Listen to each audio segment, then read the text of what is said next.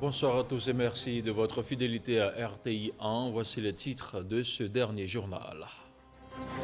Présent parmi une pléthore d'autres responsables africains dans le cadre de la rencontre des entrepreneurs francophones à Paris, le Premier ministre Patrick Achi a présenté ce mardi les opportunités d'investissement qu'offre l'économie ivoirienne aux entreprises étrangères.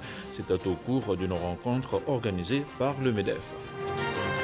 Des véhicules flambant neufs et des motos pour le corps préfectoral, ces engins leur permettront de renforcer la surveillance de nos frontières terrestres, ce dont le chef de l'État vient renforcer les capacités de mobilité de nos forces de défense et de sécurité.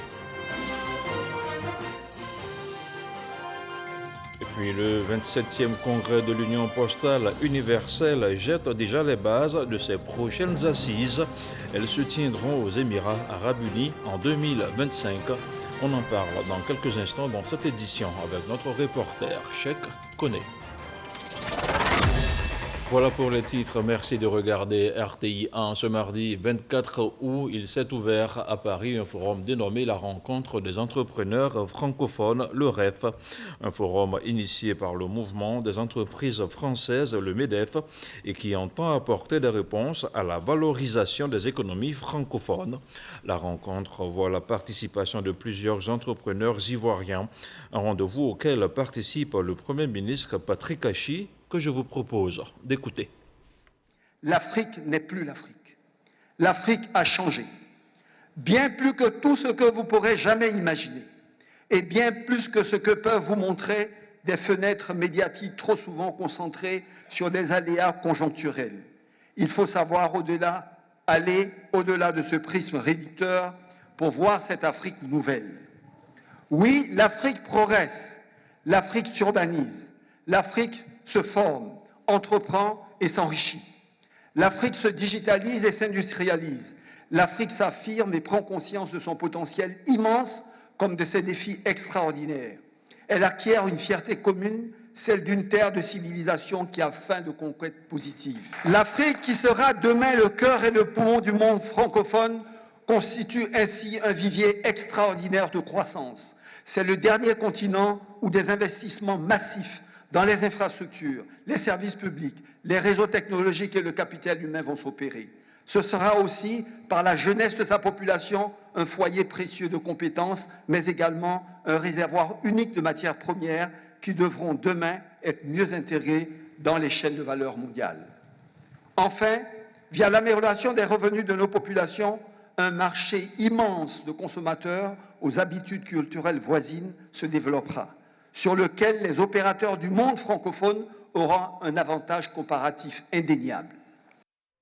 Ivoire Electro INC, c'est le nom d'une petite et moyenne entreprise burkinabé spécialisée dans les études et réalisations dans le domaine de l'électricité et dans les travaux publics. Elle s'installe en Côte d'Ivoire. L'ouverture officielle de cette entreprise s'est déroulée hier lundi dans la commune de Trècheville. C'était en présence d'Alcide Djedje, le ministre délégué auprès du ministre d'État, ministre des Affaires étrangères, de l'intégration africaine et de la diaspora. Les détails avec Dangui Dangui.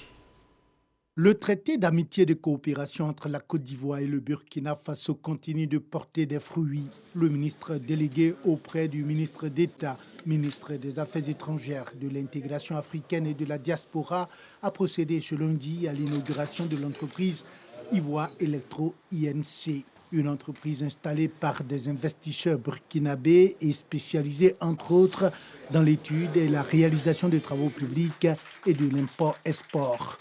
Il s'agit d'une entreprise moyenne, mais avec fonds burkinabé, installée en Côte d'Ivoire et qui agit déjà au Libéria et au Burkina Faso. Et donc, il s'agit d'un outil d'intégration tel que prôné par les différents tests de la CEDEAO. C'est un investissement estimé à environ 60 millions de francs CFA qui s'inscrit dans le cadre de la coopération sud-sud et de la diplomatie économique menée par le gouvernement, selon le ministre. Les anciennes gloires du football ivoirien chez le président du Conseil économique, social, environnemental et culturel. Elles sont allées présenter leur association, la MAFSI, la mutuelle des anciens footballeurs de Côte d'Ivoire, une mutuelle dont l'objectif est l'entraide et la solidarité entre les anciens footballeurs. Sidonie Davila. Créée depuis 2012, la MAFSI, mutuelle des anciens footballeurs de Côte d'Ivoire, œuvre pour le bien-être de ses membres. Elle œuvre également pour des actions de portée sociale. Ces derniers, qui ont fait les beaux jours du football ivoirien, souhaitent un accompagnement pour l'atteinte de leurs objectifs. Il y a 4 ans, sans hésiter, vous avez dit oui. Et nous avons fait un gala exceptionnel. Sans demander qui le faisait, qui jouait et qui ne jouait pas, vous avez répondu présent. Aujourd'hui, par ma voix, nous voulons te réitérer et vous dire merci encore une fois de plus.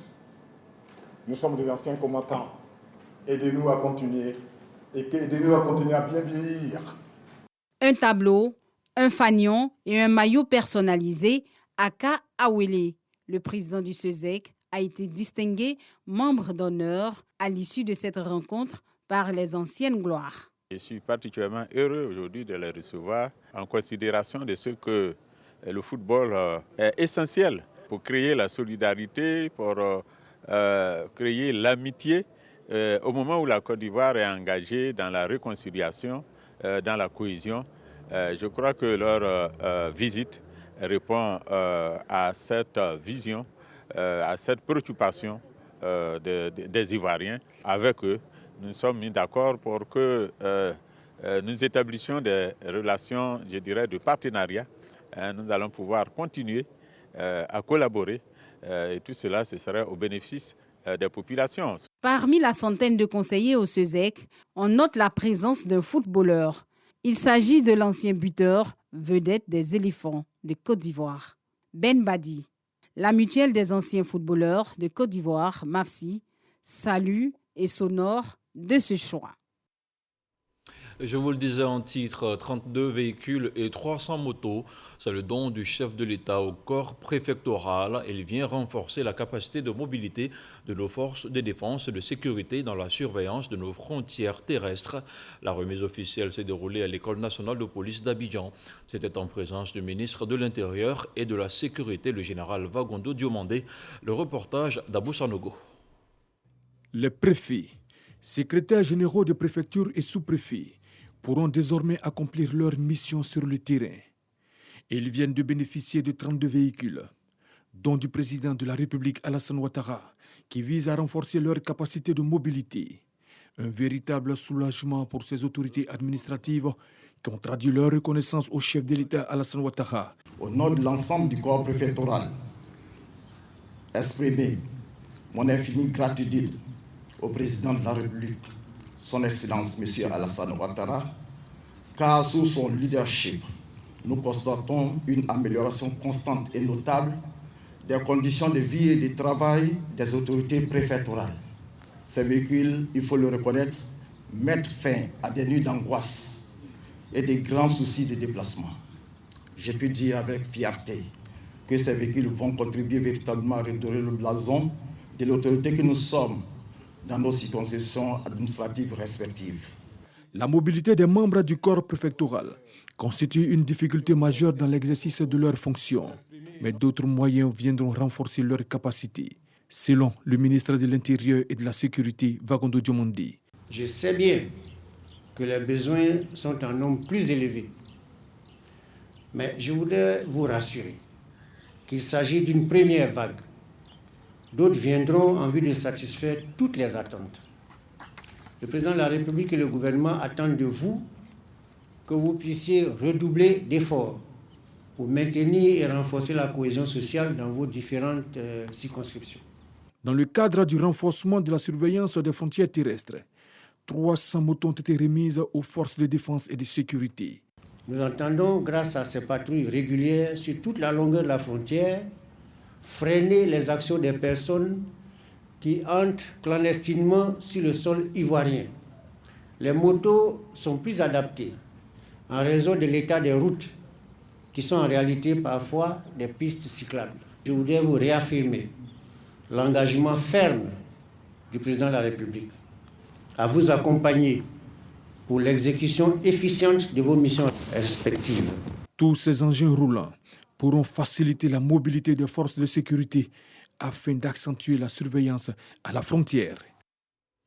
Avant le lancement de la phase de répression contre les accidents de la route le 7 septembre prochain, le préfet de police d'Abidjan a pris son bâton de pèlerin. Dosso Siaka a rencontré ce mardi les acteurs du secteur des transporteurs en commun de la commune de Cocody. L'objectif du préfet de police d'Abidjan est de s'assurer que tous les usagers de la route sont informés de la lutte contre l'incivisme. Le point de la tournée avec Dangui Dangui. Fourrière improvisée dans le dos du district de police de Cocody. De nombreux véhicules, dont celui de la mine, sont tombés sous le coup de la loi. Pourquoi ça s'est retrouvé ici? Parce qu'il y a assurance là-dessus. Tout de 1 an. Il y a carte grise pour ça, il n'y a pas carte grise sur l'origine d'abord. Ça est trouvé ici qu'il n'y a pas de plaque immatriculée. C'est le problème de plaque. C'est sur ce site que le préfet de police d'Abidjan a commencé sa tournée de sensibilisation des usagers de la route, notamment les acteurs du transport en commun. Ce sont des transporteurs, ils passent beaucoup de temps sur le terrain. Au carrefour de la Riviera 3, il y en a qui ont dit qu'ils n'étaient pas au courant, qu'ils n'étaient pas informés de cette campagne. Vous voyez, donc il est encore bon que nous ayons au contact pour que demain, ils ne disent pas qu'ils ne sont pas informés. À la question d'un confrère de savoir si les raquettes sur la route ne risquent-ils pas de plomber les efforts du gouvernement de lutter contre l'incivisme sur la route, le préfet de police s'est voulu clair et précis. Nul ne sera épargné par cette campagne-là. Et celui qui se fera prendre et paiera cash, comme le transporteur également qui se fera prendre. Donc c'est une campagne qui concerne non seulement les acteurs, mais aussi nous qui sommes chargés de faire respecter la loi. Même message de sensibilisation des usagers de la route au niveau des carrefours Saint-Jean et RTI, jusqu'au carrefour de la vie, où les échanges ont pris des allures de meeting. Le préfet de police d'Abidjan a rappelé aux transporteurs que la phase de répression de l'incivisme sur la route commence le 7 septembre prochain. Dans exactement 3 jours, ce sera la fin du 27e congrès de l'Union postale universelle et les travaux se tiennent au pas de course pour valider les différentes résolutions. Mais déjà, le nom du pays devant abriter les prochaines assises en 2025 est connu. Il s'agit des Émirats arabes unis. Plus de détails avec Cheikh Koné. C'est à la suite d'un vote de 63 sur 56 membres et 13 abstentions que les Émirats arabes unis ont été désignés pour abriter les prochaines assises mondiales de l'UPU en 2025. L'information est tombée ce mardi au cours des travaux en plénière du Congrès. Ces plénières ont su de particulier qu'elles représentent la partie décisive de ces assises. Pour bien comprendre le processus, il faut savoir que déjà, sur l'ensemble des thématiques ont été discutées entre les 2 congrès par des commissions importantes qui regroupent les États membres. Ces commissions ont mis les résultats de leurs travaux à la disposition du conseil d'administration qui les a validés.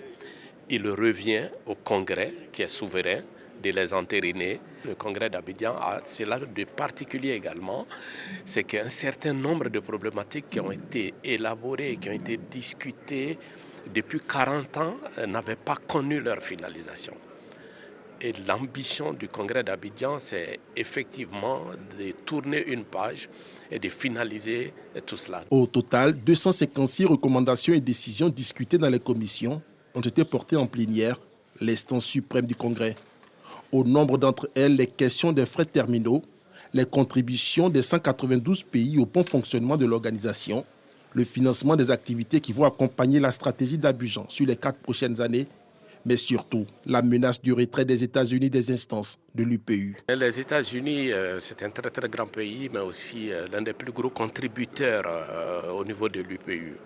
Évidemment, il y a des questions, comme on l'a dit, qui n'ont pas forcément les mêmes intérêts qu'on soit d'un pays nanti, développé comme les États-Unis, ou un pays moins nanti. Heureusement, comme cette union sait le faire, il y a eu la marque de la solidarité, du consensus, et les États membres sont arrivés à un consensus. Les États-Unis sont bel et bien membres de l'Union postale universelle. Demain, mercredi, s'ouvre l'élection des nouvelles instances dirigeantes. Au cours des travaux en plénière, l'option d'un format hybride, c'est-à-dire en virtuel et en présentiel, a été arrêté. Ce format donne la possibilité aux délégués absents de voter en virtuel, mais dans les commissions. Concernant les votes à bulletins secrets, il s'agira uniquement de votes en présentiel. Au regard des enjeux, environ 900 votants sur les 2400 délégués ont effectué le déplacement d'Abidjan. Et en marge des assises du 27e congrès de l'Union postale universelle, le timbre du hub philatélique africain a été dévoilé ce mardi. C'était en présence du ministre Roger Félix Adom et de l'ambassadeur du Maroc en Côte d'Ivoire. Plusieurs pays membres de ce hub ont reçu des prix à la faveur d'un concours philatélique. Le compte-rendu de Cheikh Koné qu'on retrouve encore une fois. C'est fait, le timbre du hub philatélique africain est dévoilé, un symbole qui matérialise l'ambition des 12 postes africaines, dont la Côte d'Ivoire, le Maroc et le Niger. L'innovation ici, c'est que nous n'allons pas rester dans l'activité classique du thème physique, parce que l'idée c'était d'évoluer, et donc la mise en place du hub philatélique africain s'entend de mettre en place donc un dispositif de vente de thèmes via une plateforme de e-commerce qui est une innovation. Donc désormais, les postes africaines, via le hub philatélique, vont vendre des thèmes électroniques à nos usagers ou à nos clients pour montrer que nous avons fait justement le mix du physique et du digital. Cette plateforme dotée d'une option de paiement en ligne des timbres est hébergée au Maroc, pays membre du hub, mais surtout partenaire technique dans ce projet intégré. L'ambassadeur du Maroc en Côte d'Ivoire salue cette innovation qui permet à la poste africaine de se réinventer. Aujourd'hui, il y a un pas supplémentaire qui va être franchi et qui sera franchi avec la digitalisation, le e-commerce, etc., qui donnera un nouveau souffle à tout ce monde. À la faveur de ces assises de l'UPU, 20 pays africains ont manifesté le désir de rejoindre le hub philatélique, au grand bonheur des autres pays membres. Au cours de cette cérémonie, les lauréats du concours philatélique ont été dévoilés. Il s'agit du prix d'or du meilleur timbre remporté par le Sénégal et le prix d'or des meilleures ventes de timbres remporté par le Maroc. Une visite des expositions des timbres postaux suivie d'une visite des stands effectuée par le ministre Adom Félix a clôturé la cérémonie. Autre chose à présent, la 48e session ordinaire du comité interparlementaire de l'UEMOA s'est achevée à Lomé, au Togo. Pendant 10 jours, 40 députés de l'espace ont porté la réflexion sur le rôle des parlementaires dans la transposition des directives communautaires dans l'espace UEMOA. L'achèvement de la chambre consulaire régionale était également au cœur des échanges. À Boussanogo. Les travaux de la 48e session ordinaire du comité interparlementaire de l'UEMOA, CIP-UEMOA, organisée autour de la thématique du rôle des parlementaires dans la transposition des directives communautaires dans les États membres de l'Union, se sont achevés à Lomé, la capitale du Togo. Cet esprit grandeur de doter la chambre consulaire d'un outil de travail à l'image de la vision que nous avons pour l'intégration et aussi pour sa rigueur dans la gestion des deniers publics. Nous demandons à la Commission de regarder comment relancer la reprise des travaux afin que ce chantier qui a connu un grand retard puisse voir la fin des travaux au grand bonheur de la communauté. Le statut juridique du CIP-UEMOA et la transition vers l'installation du Parlement étaient au cœur des 10 jours d'échange, de même que des questions d'ordre budgétaire, l'examen et l'adoption du programme d'activité pour l'année 2021. Les participants ont été invités à consolider les relations économiques entre les 8 États membres de l'UEMOA. Cet organe pourra réellement contribuer à la solidarité et au développement des actions de l'UEMOA. Nous allons faire de notre mieux pour représenter de façon digne notre pays, la Côte d'Ivoire, au sein de cet organe. Une volonté affichée et qui devrait aider le CIP-UEMOA, organe de contrôle et de proposition, à gagner des batailles, à l'effet d'aider la commission de l'UEMOA à être efficace au service des nations et des peuples. On change maintenant de sujet et on fait le point de la situation de la Covid-19 au 24 août.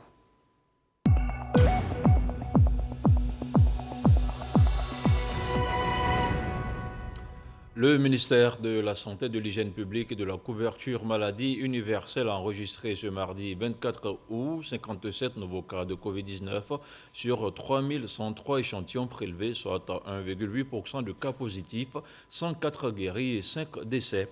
À la date du 24 août, la Côte d'Ivoire compte donc 53 787 cas confirmés, dont 52 701 personnes guéries, 402 décès et 684 cas actifs. Le nombre total d'échantillons est de 871 626. Le 23 août, 12 013 doses de vaccins contre la COVID-19 ont été administrées, soit un total d'1 287 881 doses.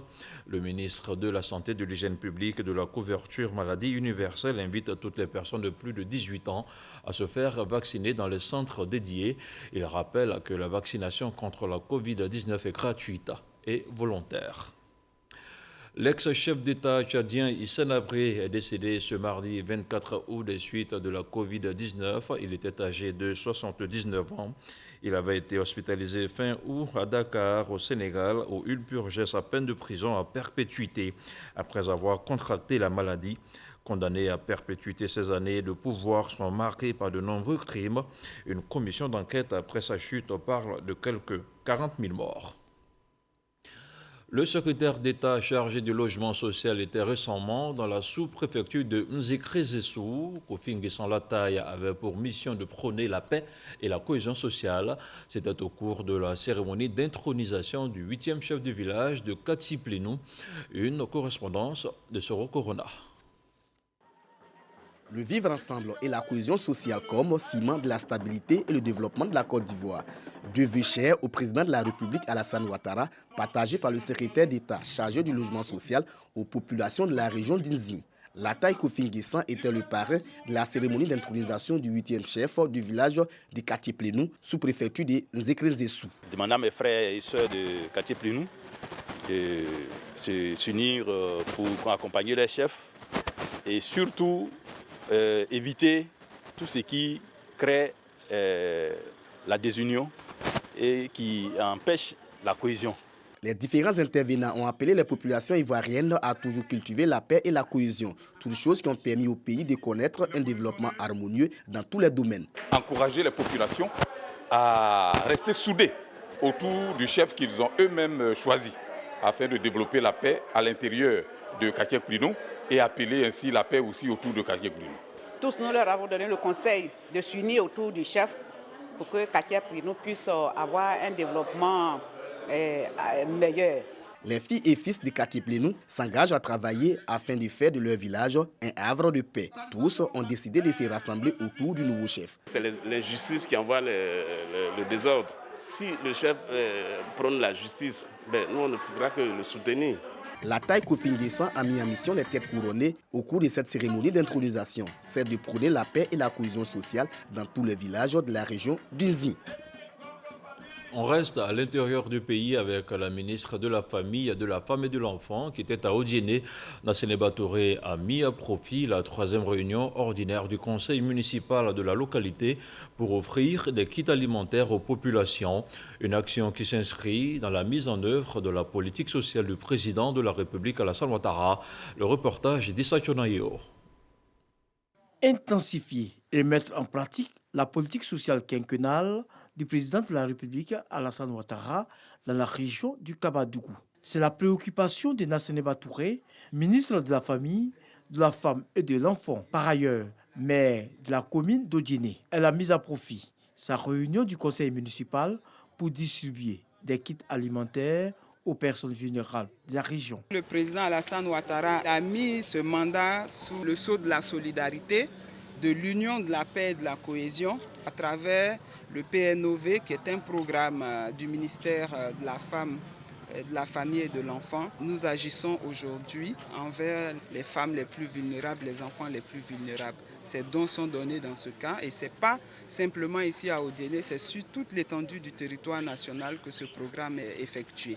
Autre temps fort de l'agenda de la ministre à Odiéné, c'est le dépistage gratuit du diabète, permettant ainsi aux populations de connaître leur taux de glycémie. L'opération est énorme parce qu'il faut dire que tout le monde est malade. Et vraiment, les moyens font défaut pour faire les consultations et autres. Donc du coup, quand on entend qu'il y a une consultation gratuite, on préfère venir savoir ce qu'on a dans le corps. Pour le personnel de la santé, ce genre d'action doit être encouragé. Les maladies métaboliques, c'est les maladies qui viennent directement du sang, qui sont liées au sang. Et c'est ce que nous mangeons qui provoque ces maladies-là. On nous dit que ces maladies ne guérissent pas. Elles guérissent parce que c'est de savoir corriger ton régime alimentaire. C'est des maladies qui viennent par l'alimentation. C'est l'alimentation aussi qui peut guérir. Donc si tu acceptes de changer ton comportement alimentaire, tu vas recouvrer la santé. Au cours de cette opération, les populations ont bénéficié du conseil du corps médical afin d'avoir une alimentation équilibrée. Cette journée, la ministre Nasseneba Touré a pris fin au stade Mamadou Koulibaly d'Odiéné avec la finale du tournoi de football portant son nom. Toujours à l'intérieur du pays, la commune de Madinani a bénéficié récemment d'un plan d'urbanisation et d'une ambulance avec l'appui du BNET et du ministère de la Santé, de l'Hygiène publique et de la couverture maladie universelle. Ces actions de développement enclenchées par l'État de Côte d'Ivoire pour ce chef-lieu de sous-préfecture visent à améliorer le cadre de vie et le bien-être des populations de la région du Kabadougou. Le commentaire de Jean-Marc Hadjadji. Un plan stratégique d'urbanisation pour la ville de Madinani, dans la région du Kabadougou. Ce programme, sous forme d'un document de référence, va permettre d'identifier les actions à déployer pour doter cette localité d'infrastructures modernes. Produit par le Bureau national d'études techniques et de développement BNET, ce projet implique la participation des élus et cadres locaux. Dans cette logique de soulager les malades de Madinani, le ministère de la Santé, de l'Hygiène publique et de la couverture maladie universelle équipe l'hôpital général d'une deuxième ambulance. Un véhicule 4x4 adapté aux réalités structurelles de la sous-préfecture et qui renforce ainsi les capacités de mobilité de ce centre de santé. Une action de portée sociale saluée par tous. Un des éléments dans le sens, c'est de donner la possibilité de facilitation de transport ou de déplacement ou même de transfert de malades. D'où la nécessité pour nous d'avoir quand même une seconde ambulance, car il y a effectivement une, mais qui s'avère insuffisante par rapport à la demande. Les autorités nous ont bien compris, ils ont suivi nos requêtes et ils ont bien voulu donner une suite favorable. Nous sommes particulièrement heureux de cela.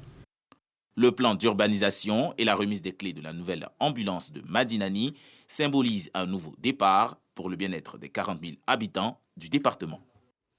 Retour à Abidjan du 14 au 16 août dernier, il s'est tenu à la Grande Mosquée de la Riviera Golfe la première édition des Journées culturelles de la femme tidjanite. À l'occasion, des stands ont été érigés dans la cour de la mosquée pour vendre des produits et des services.